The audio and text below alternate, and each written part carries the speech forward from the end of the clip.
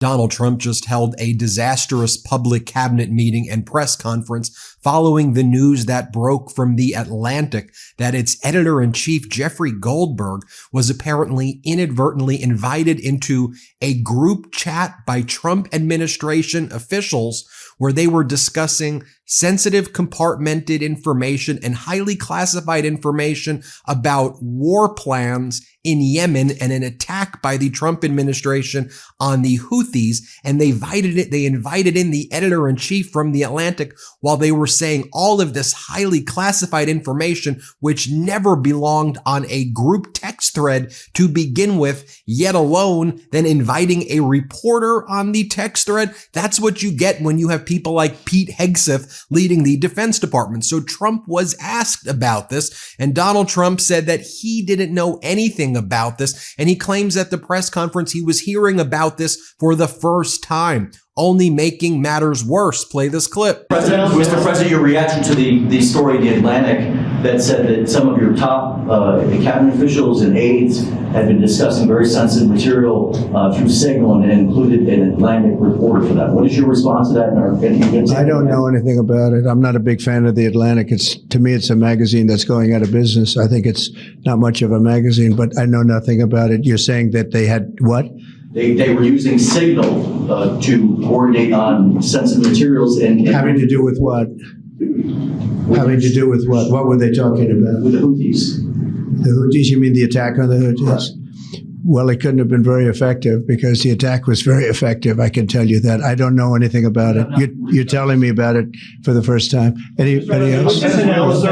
Now, the problem, among lots of problems with this Trump regime, is that the Defense Department spokesperson had already confirmed that indeed the Atlantic editor-in-chief, Jeffrey Goldberg, was in that chat. They confirmed it was a true story. And by the way, the Atlantic editor-in-chief, Jeffrey Goldberg, had receipts. So as they were making their war plans in Yemen, you see Michael Waltz, the national security advisor, fist bump emoji, American flag, fire emoji.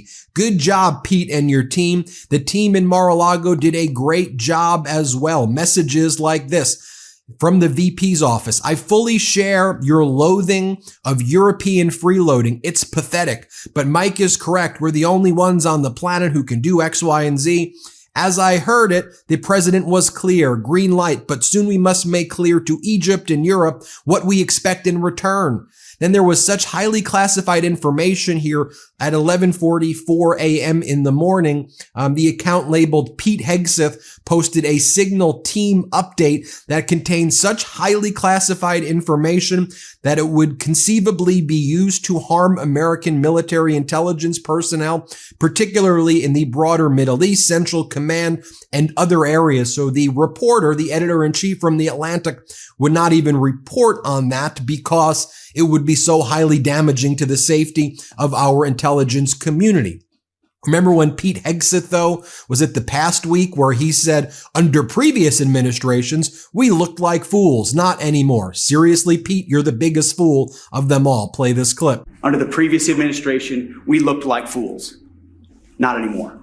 President Trump has reestablished American leadership. The F-47 is part of it. And Mr. President, thank you for having the courage to do it and leading the way for all our warfighters. Thank you. And as Governor Tim Walz of Minnesota said, Pete Hegseth texting out war plans like invites to a frat party. Or as I posted, it's good to know that the Trump regime conducts war planning the same way we plan for our MeidasTouch podcast. Oh, by the way, circling back to this, remember when Director of National Intelligence Tulsi Gabbard said on March 14, 2025, any unauthorized release of classified information is a violation of the law and will be treated as such. So I guess the arrests are going to start happening, right, Tulsi Gabbard, of the Trump regime officials? No. What the Trump regime was focused on in this cabinet meeting was saying that the people who are protesting the Elon Musk at the Teslas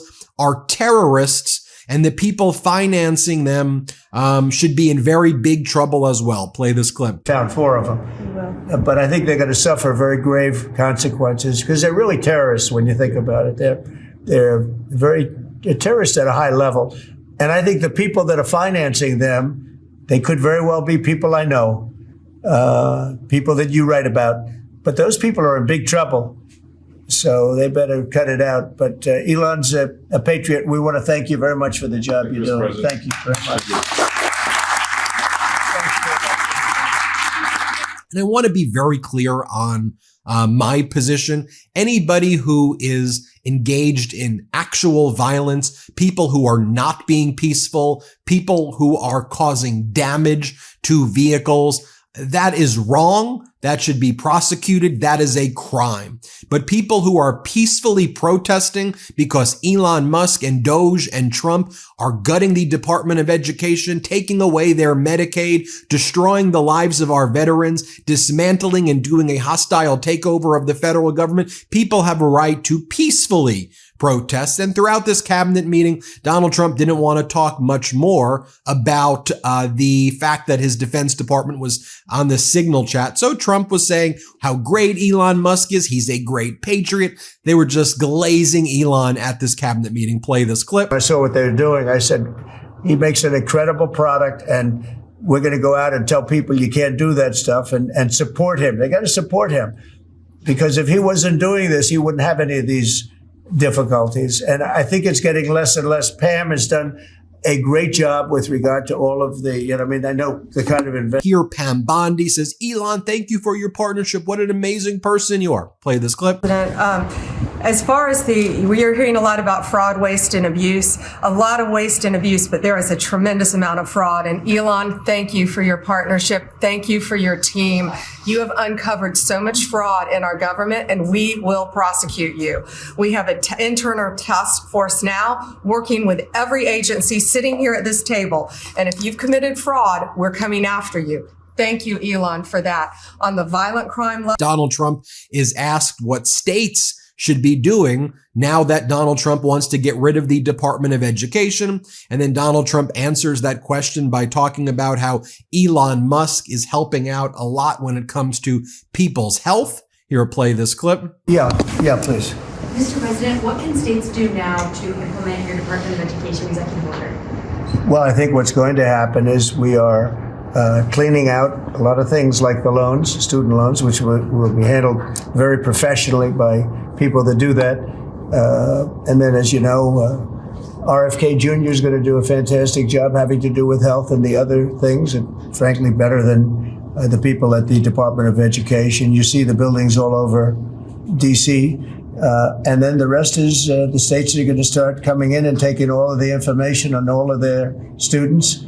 And I think a lot of that information is going to be shipped to. Donald Trump then talks about more tariffs. He says we're going to be announcing cars very shortly. We've already announced steel, also tariffs on pharmaceuticals. Here, play this clip. You saw what happened today with Venezuela. We did something with Venezuela, which is long in the making, and it's very substantial. And we'll be announcing cars very shortly. And we already announced steel, as you know, and aluminum. We'll be announcing pharmaceuticals at some point in the not too distant, because we have to have pharmaceuticals. We don't make pharmaceuticals anymore in our country. And if we have problems like wars or anything else, we need steel, we need pharmaceuticals, we need aluminum, we need a lot of these things that we sort of don't make anymore, and yet we're equipped to do it all. So we'll be announcing some of these things in the very near future, not the long future, the very near future. And then Elon Musk starts leading the cabinet meeting in a Trump was right about everything hat. I mean, think about this gong show, this dangerous clown show there, especially as the news breaks from the Atlantic that the Trump Defense Department brought into this group chat the editor-in-chief and gave away war plans and worse. Oh yeah, how about those Hillary emails, by the way? Here's Elon Musk. Let's play it. Well, the clear case of fraud was with the Small Business Administration, where they were handing out loans, $330 million worth of loans to people under the age of 11. I think the youngest, Kelly, was a 9-month-old who got a $100,000 loan. That's a very precocious baby we're talking about here. We're tackling the fraud, waste, and abuse in the agency. We've seen. Next up, Donald Trump talks about, he goes, we have all these fraudulent contracts that have been caught by Elon Musk. Okay, well then where are the fraud? Where are the arrests, Donald? With all this fraud, which is a crime, where are these arrests? Here, play this clip. It's a pure fraud. Yeah. It's a fraud. But we've had many fraudulent contracts that were caught by the work that Elon and his people are doing and working with our people.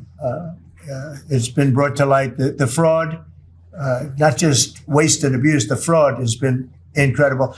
You mentioned one, Madam Secretary. Well, yes, sir. And then Donald Trump tries to claim that the people of Greenland want Donald Trump and the regime to show up in Greenland. Usha Vance is going to be showing up with Mike Waltz, the national security advisor, and others in a show of aggressive force against Greenland into Greenland. The people of Greenland don't want them there is an understatement. Here's what Trump says. Let's play this clip. One for you, Mr. President.